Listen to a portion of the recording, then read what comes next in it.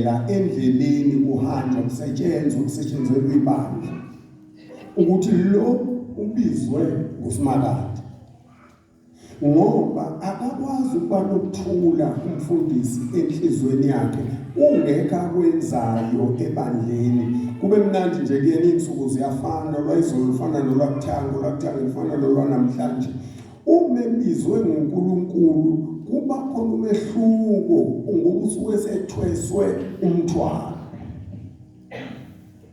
uma ngala egcotshwa lapho ku-Old Testament lithi iBhayibheli inceke yenkosi yathi igcotshwa izwi likaNkulunkulu lathi ushingilosi lathi mukhumuleni ingubo ezingcolileyo bese nimgqokisa ingubo ezihlanzekileyo umuntu usuke egcotshwa engena kwiposition ye-leadership usuke khumula ingubo ezingcolileyo zakhe noma abesefaka ingubo eziclean kusho ukuthi lokho abegqokile noma uclean kodwa ukamoya kubonakala kungcolile ngoba uyigqoke lento wezwakala sekhuluma izinto ezingalungile kodwa ebe egcotshiwe azikhululeke manje lezi zinto abeyikhuluma izinto abezikhuluma before agcotshwe nezinto abezenza before agcotshwe ziyakhunyulwa bese egqokiswa izinto eziclean.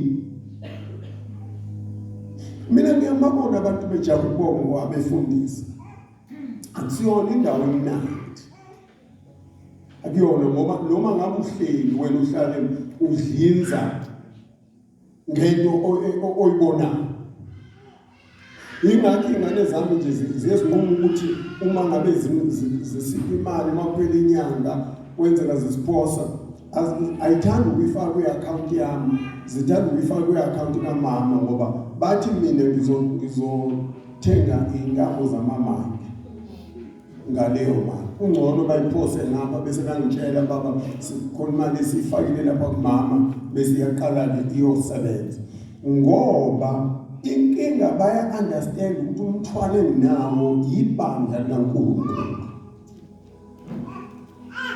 Umpristi omkhulu makube umuntu obizwe nguNkulunkulu akungabi ukuthi usegcotshiwe kuphele nje kanjalo. Bakhona abapristi noma befundisa abagcotshwayo kodwa emveni kokuthi bagcotshiwe banyamalale njengemthwalo yezolo uthola ukuthi abekho active emsebenzini kaNkulunkulu isizathu ukuthi ugcotshiwe kodwa akabizwanga. Ngiyakho manje ngikhuluma ngayo ugcotshiwe kodwa unjani bazalwane akabizwanga. Uma ebiziwe akakwazi umfundisi ebiziwe ukungabi nomthwalo wevangeli noma webandla likaNkulunkulu. Uthola ukuthi kulova abazalwane imember nje yesonto kanti kuzothi kulova ngisho umfundisi angabibike esontweni alova umfundisi kodwa leyo muntu ugcotshiwe akabizwanga uNkulunkulu ugcotshiwe ibandla akabizwanga uNkulunkulu. Funda verse 1 mfana. Verse 1 ngokuba yilo nalo mpristi omkhulu okhethwa kubantu umiselwa abantu kokaNkulunkulu. Uma ukhethwa umpristi ukhethwa kubantu niyezwa bazalwane ukhethwa kubantu abesemiswa amiselwe abantu kodwa kokukaNkulunkulu. Uma umiswa ukhethwa phakathi kwebandla ukhethelwe ukuba umpristi belithi iBhayibheli bese uyamiswa umiselwe abantu awuphinde leli verse mhlawumbe abazalwane uthi ukhuphula ivoice mfana khona bezozwa ngokuba yilo nalo mpristi omkhulu okhethwa kubantu umiselwa abantu kokaNkulunkulu. Umpristi mekhethwa ukhethwa kubantu amiselwa abantu akamiselwa izulu umiselwa abantu kodwa kokukaNkulunkulu. Angazi bazalwane. Namhlanje uma ziningi namhlanje ama-Bible school bantu abamakho agcwele maningi. Bayafunda abantu kulama Bible school baze balazi iBhayibheli. Babuye sebebizwa ngabefundisi. Kulungile. Kodwa uma sesihamba endleleni sizobona ukuthi lo ngempela wayekhethiwe yini kubantu, wakhethwa waphinde futhi wamiselwa abantu. Ngamanye amazwi ukhethelwa abantu laba abakhona, bese uyamiswa umiselwa abantu laba abakhona. Umiswa kwakho umiselwa abantu, awumiselwe izinto zakamakhathini, kodwa umiselwa abantu kokukaNkulunkulu. Wena uthatha kukaNkulunkulu ukutshela abantu ngokukhethiwe uphakathi kwabo, wamiswa phakathi kwabo, kodwa into ofanele uyidilive bona izinto zikaNkulunkulu. Lithi umiselwa abantu kokukaNkulunkulu. Awumiseli ukuthi unguchwepheshe embhalweni, awumiseli ukuthi uchwepheshe ekushumayeleni, awumiseli ukuthi uchwepheshe endumisweni, kodwa umiselwe kokukaNkulunkulu. Lezi zinto kwazi iBhayibheli kuyafuneka, nendumiso nomkhuleko nokuzila ukudla kuyafuneka ngoba ingxenye yezinto kodwa kunezinto ezijulile zikaNkulunkulu. Uma esukumfundisi elovile njengayisontweni, usukethi labantu amiselwe bona, amiselwe izinto zikaNkulunkulu, kwenzakalani kubo namhlanje? Angiyange esontweni kwenzakalani kubo? Ngoba umiselwe laba bantu, uma befika beqalaza abambona umfundisi ulovile esontweni, kodwa lo mfundisi umiselwe izinto zikaNkulunkulu kubantu, hayi ezulwini kubantu.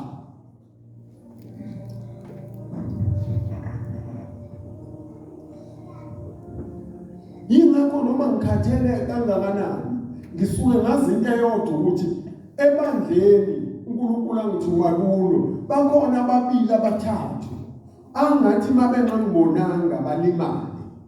Bakhona ababili noma oyedwa othi bengibonile athokoze. Angingamlimazi lo mzalwane, ngilove noma ngabe ngikhathele, ongcona ngezele ngihlale esituleni langilale, ngoba ngine-understanding ukuthi uNkulunkulu into angenze yona ungithumile ebandleni, engithume kubantu, engithumela izinto zakhe. Qhubeka mfana. Verse 2. Awuqale phansi verse 2 ngiqambile mfana ngiqale phansi. Ngokuba yilona lo mpristi omkhulu okhethwa kubantu, umiselwa abantu kokaNkulunkulu, ukuze anikele izipho nemhlatshelo ngenxa yezono. Umsebenzi womfundisi ukunikela izipho nemhlatshelo ngenxa yabazalwane. Ngamanye amazwi umzalwane uletha isipho kumfundisi, umfundisi athathe lesi sipho asiyise kuNkulunkulu, athi uNkulunkulu mamakhathini nasi isipho asilethile, singesakho, nasi isipho asilethile. Umsebenzi womfundisi ukuyisa izono, ukunikela iminikelo yabazalwane ayise kuNkulunkulu. Iyona nto nje umfundisi iBhayibheli elishoyo kakhulu lapha amaHebheru alanda kakhulu ngenqubo ebiyenzeka before Christ, izinto ebezenzeka lezi kakhulu bazalwane. Qhubeka mfana. Verse 2. Ubekezelela abangazi lutho nabadukayo, lokhu naye uzungweziwe ngubuthakathaka. Umfundisi umsebenzi wakhe ukubekezelela bangazilutho nabadukayo. Ubekezelela bangazilutho nabadukayo. Isizathu esidala lokho uya-understand ukuthi kwayena uhaqwe izono zimkakile mengasa angazenzi lezi zinto fune nezakhe izono zingathethelele. Uhlala nje naye uya-understand ukuthi umuntu methi ngonile a-understand ukuthi nami ngake ngona. Methi umuntu ngishayekile understand umfundisi ukuthi ngashayeka nami ngaye ngashayeka abesemisa kuNkulunkulu alwe lempi yalomzalwana ayilwe ngoba webazalwane ukunikela nje njengoba kade ngikhuluma ngo-100 ukuthi ngenyanga kugcinekele ithempeli. Umsebenzi loyo owenzayo wena mzalwane uwenzela uNkulunkulu. Bangakanani abantu abangena la iBack to God ngaseFenel yaziwa iSouth Africa yonke ngenxa yokuthi kunabantu abangena ngalomnyango ethwele afikela kushunyelwa ivangeli ukudunyiswa ukuthandazwe aphume sehlile amahlo wena ungawudelela ukuthi awukodwa sikuwa 100 kanti kunomsebenzi ewenzayo bese utholakala wena ususizakala kwezakho inkinga ngenxa yokuthi umnikelo wakho werent usiza abantu bebhajini. Ukungena nje komuntu umbhalo lo ngaphandle obhala ukuthi Back to God Christian Church wona nje dlula umuntu baningi abangenana athi omunye ngabona umbhalo ubhaliwe ayibengile ngubona lo mbhalo ngase ngene lengane eyanikela ngaleya body namanje noma ingasakhona njengoba ingasakhona kodwa uNkulunkulu ike yangene ngozini yemoto lengane ikwangathi phambanelwa yikhanda wakhala isililo zaya khona soyithandazela wakhala isililo abamndeni wakubo beyitshela ukuthi ingakwazi ukubona uyise ukuthi ubaba ingakwazi ukubona umama ukuthi umalo isesibhedlela ilimele ishayeke ekhanda ngozini yemoto ngendlela esimanga ingakwazi ukubona ukuthi ubaba umama uthathe wethu bani ingane yami ukuthi inengane kodwa ingakwazi ukubona iqhamuke kubona umuntu mhlawumbe kubize ngelinye igama. Kodwa uNkulunkulu wakhumbula ukuthi bangakanani abantu asebesizakele esontweni bengakaze bangene babona ibhodi base bagcine sebengena bazothola usizo ngenxa yomnikelo wabo. Kunezinto ezisikhulumela noma sesihlulekile abantu abami usathane esethi uwinile ngathi kodwa izinto esizenzayo noma esazenze ebandleni ziyama zivuke lezi zinto zisilekelele lapha amandla ethu engasekho sesesihlulekile. Ingakho umhlabelele ethi ngawethu amandla siyahluleka. Ngawethu amandla siyahluleka. Yamane ngane yasinda yaphila namhlanje iphile ngoba kwakuyela nesimo sengqondo yayo yaphinda nje namhlanje intombi iyona yazi ukuthi yasindiswa ile bhodi yayithenge ikhokhela yodwa le bhodi engaphansi ngenxa yomnikelo ukuthi kunabantu abasizakalayo. Lekhaya sinale bhodi eyahlanganiselwa abantu abasha. Kunabantu abasha abahlanganisa imali kwathengwa le bhodi. Omunye wabo kungabe uzashona noma uzabhubha wabhubhela ezonweni kodwa uNkulunkulu umvikela ngenxa yomsebenzi awenza endlini kaNkulunkulu. Imisebenzi esiyenzayo abantu abami uma sifaka endlini kaNkulunkulu, leyo msebenzi iyasikhulumela ngoba uNkulunkulu akawadla amandla omuntu. Akawadla. Leyo msebenzi yona esikhulumelayo lapho thina sisiphelelwa ngamandla, kodwa imisebenzi yethu emihle esiyenze ebandleni likaSimakade iyahamba isikhulekela. Ngiyacabanga i-worship team ngithi ubiyazi ukuthi ungakanani umsebenzi, kunabantu abangakuthanda ukukholwa kodwa abathi ayi i-team yase-Back to God iyahlabelela. Ngikhumbule yona namhlanje ake ngigeze ngihambe ngiye Back to God ngoba i-team yakhona ihlabelela kamnandi. Uma esefikile ushunyayelwe aphakamise isandla akhethe inkosi athi ngiyazinikela enkosini uJesu, lo muntu ulandwe ne-team ube biyazi team ngabe iyazinikela emsebenzini kaNkulunkulu ngoba le msebenzi eyenzayo iyatshala iyavuna ithelo ngelinye ilanga. Lapho bengasekho abantu usulele ebhedeni ugula. Nikona abazalwane. Phela la uNew Testament wafa umuntu wesifazane. Wafa ngempela wangadlala washo. Mase shonile lithi iBhayibheli bakhala abantu. Bakhuleka bathi uNkulunkulu mvuse, bakhuluma noJesu. Mase efikile uJesu bathi sicela usivusele yena. Kunentandane eziningi akade ezondla. Kunabantu abaningi kade bagqokisa. Namhlanje uma ungavuma wena Jesu ukuthi ahambe, bazoyithatha phi lezi ngubo zokugqoka? Ngoba bayahlupheka laba bantu. iBhayibheli lithi uJesu wamvusa kwabafile, wavuswa imisebenzi yakhe ayenzileyo.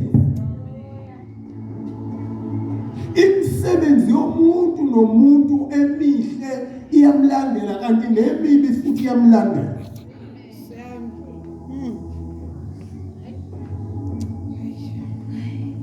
Uyazi uNkulunkulu akanendaba ukuthi uzele isigebengu.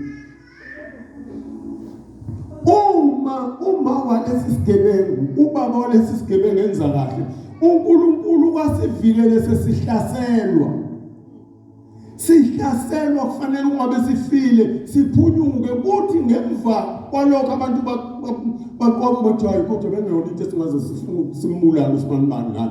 Usindile emveni kwalokho babuyele engqondweni zabo. Ukhuluma imisebenzi yomzali ayenzayo ebandleni likaSimakade. Funeka niyazi lento bantu abasha. uNkulunkulu usebenza kanjalo. Izinto awuzisi.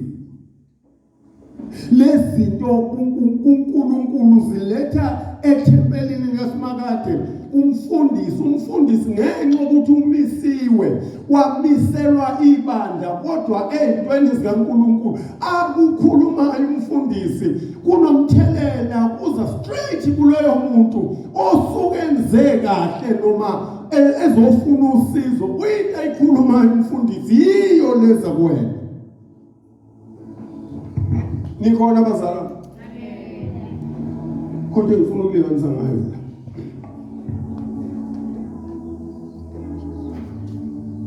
La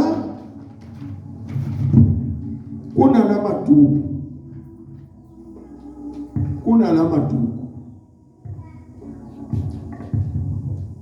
akuwona amaduku engiwasebenzisa ngilima ngihlakula lapha ekhaya ngoba ngiyahlakula ngiyalima. Awona amaduku engiwasebenzisa.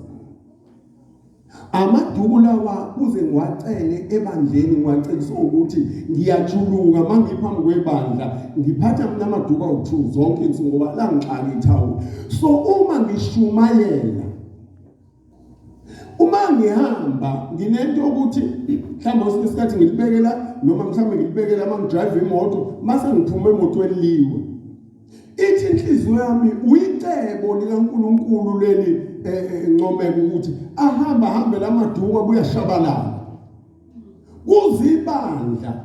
likwazi ukungithengela lamaduku ngoba inhloso yami nalamaduku ukusebenzela uNkulunkulu.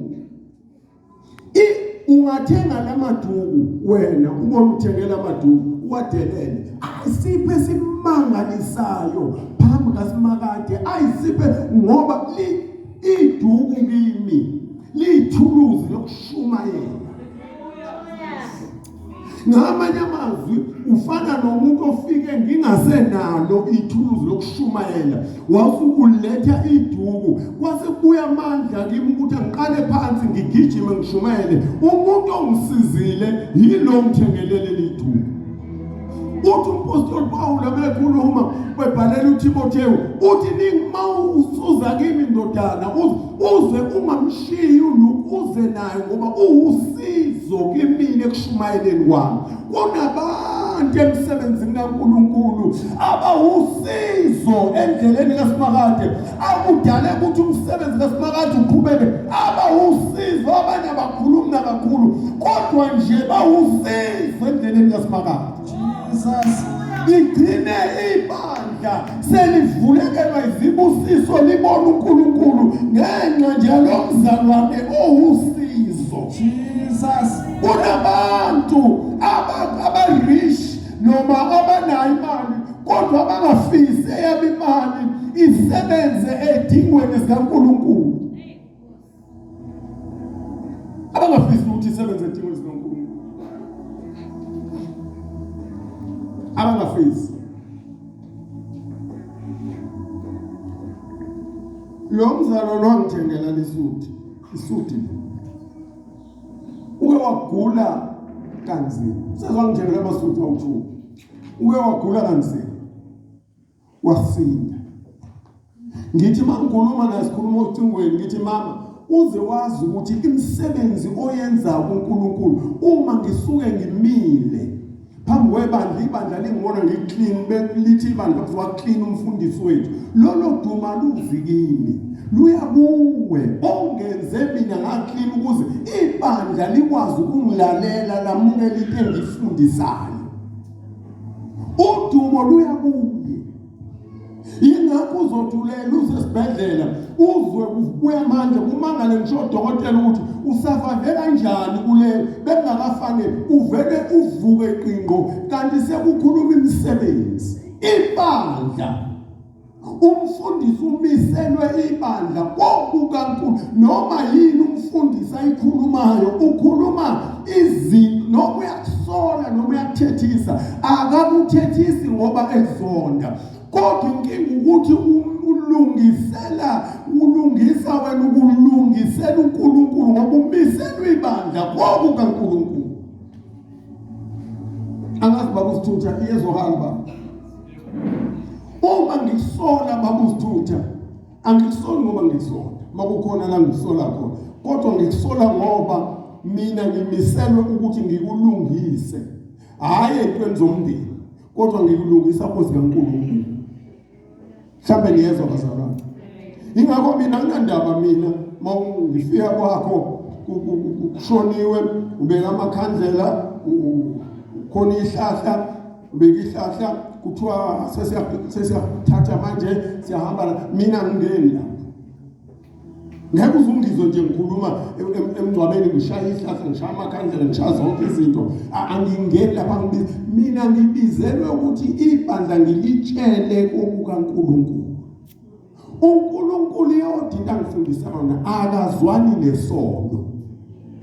Kufanele mina ngakho umuntu ngezwi kumuntu ayithatheleni isinqumo ukuthi ikhandlela ngilidingi, kusho yena uma engalidingi, uma edinge emndenini wakhe akaqhubeke nekhandlela, mina ngizomnikeza okungcono kunekhandlela. Hayi mhlamba ngizwe mina ngimnika okungcono kune ihlamvu libekwe phezu kwebhokisi. Ihlahla aliyona inkinga kimi, ngethi ngikhonza uNkulunkulu onamandla kangaka ngiphazanyiswa ihlahla nje. Ihlahla nje libekwe phezu kwebhokisi selingiphazamisa ngempela kangaka ngoba kuze kushintshe ngisho imessage kimi ngiyoshumayela izinto ezingekho ngilwe nebandla ngenxa nje yomphafa obekiwe noma umlahlankosi noma umphafa obekwe phezu kwebhokisi lomuntu. Sengazi ayishintshe imessage ngenxa yehlala.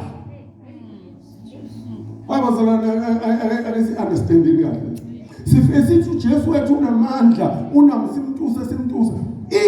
Kukhathwa amakhandlela abekwa, anginandaba noma ngazungeza ibhokisi elinye ezibekwe phezulu kwebhokisi ikhandlela, anginandaba. Yinto yomndeni abayenze. Mangiqeda ukushumayela mina emngcwabeni, ngishumayela bese ngithi sengidedela umndeni wenze izinto zawo. Bangene bafike baguqe bathi mfowethu sesiyakuthatha manje. Uye endlini yakho yokugcina. Sizophuma nawe la mfowethu sikungenise kule yande enkulu, baphume letendeni bamngenise endlini enkulu, umndeni wezinto zawo. Baphume naye babe naye ethuneni abekwe ngenza umsebenzi kaNkulunkulu ngithi awehlise umndeni. Uma sekufanele useshonile umuntu sekufanele kuphosa inhlabathi, lithela mangiqeda ukwenza inkonzo emathuneni, abomndeni abaqhubeke benza into zabo. Bese kusuka oyedwa umndeni ubaba noma ubaba akhe ngefosholo inhlabathi ayilethe kwabomndeni. Bacaphuna bomndeni asho ukuthi uthuli othulini inhlabathi yenhlabathini angingeni ndawo ngeke ngiyeke ukushumayela uJesu ngenxa yenhlabathi. Abazalwana ngazifuna nibhekele. Angikwazi ukuma ngingashumayeli uJesu ngenxa nje yenhlabathi. Kade ngicabanga nje lento mangicabana ngithi sekufuneka ngiyiphose manje inhlabathi. Ngoba emngcwabeni uma uphosa inhlabathi, once umndeni wayiletha sekusondela befundisi bazophosa inhlabathi bese mina ngiyama sengimalimazile yonke lento kade ngiyikhuluma etendeni ngishumayela isiphumile. Inhlabathi izokwenzani? Ayimele inhlabathi uma kucashunwa la lo mfundisi ozobenza le nkonzo semathule sicaphune sonke mathi inhlabathi ehlaba ukuthula othulini nami ngiyaphosa yenzani? Uthola ukuthi ku100% ebengusebenzile ngishumayela uNkulunkulu sekuvele kwasuku 80% wonke selu 20% aba-understandayo ukuthi inhlabathi isho ukuthini ezweni. Kusho ukuthi 80% wonke ngamanye amazwi kubantu abayishumi ngilahlekelwa abantu abawu8 ebebezothatha uNkulunkulu ngenxa nje inhlabathi. Inhlabathi ukwenzani? Uthola ukuthi abefundisi ncomela abafuna ukuphosa inhlabathi kodwa kunezono abazenza ezinkulu kunalezi. Kunengane ebandleni abayikhiphisa izisu kodwa lesono sokukhishisa isisu sincane kunesenhlabathi. Lesi sono sokukhiphisa ingane yomuntu isisu sincane kunehlamvu noma sikhulu kunehlamvu yebo sincane kunehlamvu lomphafa olushayayo ngomile. Lezi zinto ezinkulu esizenza uthina befundisi izona esingakhulumi sifocuse ekuthini ngamanye amazwi sikholelwa abantu hayi uSimakade. Asimakade lisho ukuthini inhlaba? Isho ukuthini inhlabathi? Phosa inhlabathi ethuneni ukuze uzuze bonke laba bantu. Izolo izolo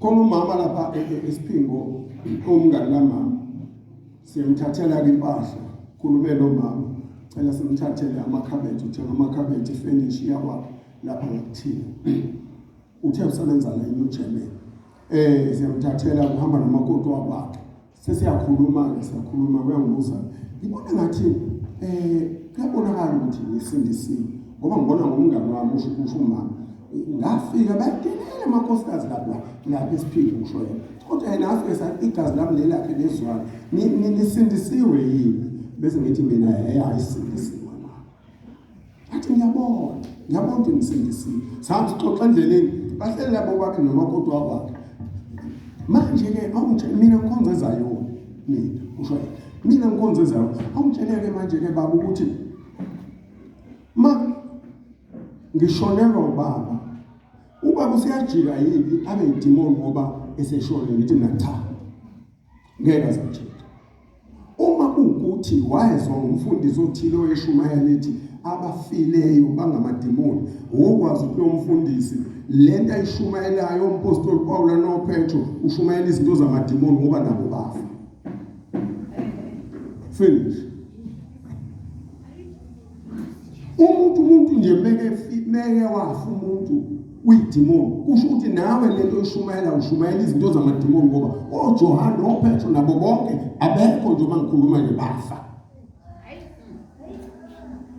uyishumayela into yabantu abafileyo ube futhi uthi abafileyo bangamademoni no ngiyamtshela sixoxe sihambe siqhubeke sithema sesofika bese sompela sesofika ekhaya wathi baba yazi ngizokhuluma nomngane wami ngifuna ke ngimvakashele esontweni uyazi baba mawukhuluma kanje ngingangena lesontweni lakho siyaxoxela nje athi ngingangena mlebandleni okhonza khona washo umakoti wakho athi ngoba into eyinkinga nje ma kubantu abasindisiwe bafika emgcwabeni bashumayele ngalento amahlahla shumela ngazo zonke lezi zinto bashumele ngamadlozi ugcina usuxakeka ke manje ukuthi uzongena kanjani kulaba bantu uzokholwa kanjani laba bantu abalwa nezinto zakithi ungenaphi asilenzizwi bantu bami uJesu uthi asishumayele abantu baphenduka bese uma sebephendukile uthi asibafundise ukugcina konke nina nenza umhlola nifuna ukufundisa abantu bengakaphenduki ukugcina konke umfundisa kanjani umuntu vele ngaphendukile uJesu uthi umsebenzi wakhe ukubafundisa ukugcina konke sebephendukile sesihleli phansi ukuthi nakho uJesu wathi izwi lithi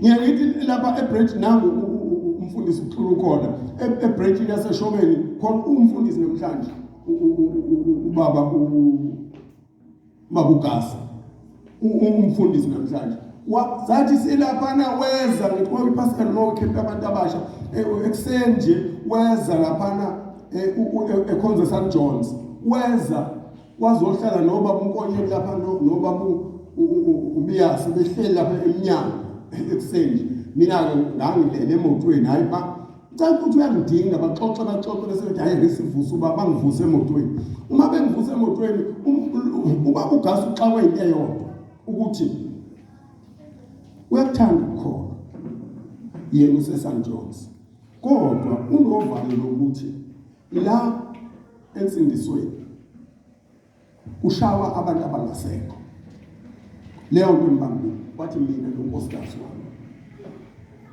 ukhona nonkosikazi wayekhona naye lapha enkonzweni wathi ngixawayo ngithi mina ubani ngisho njalo mawuke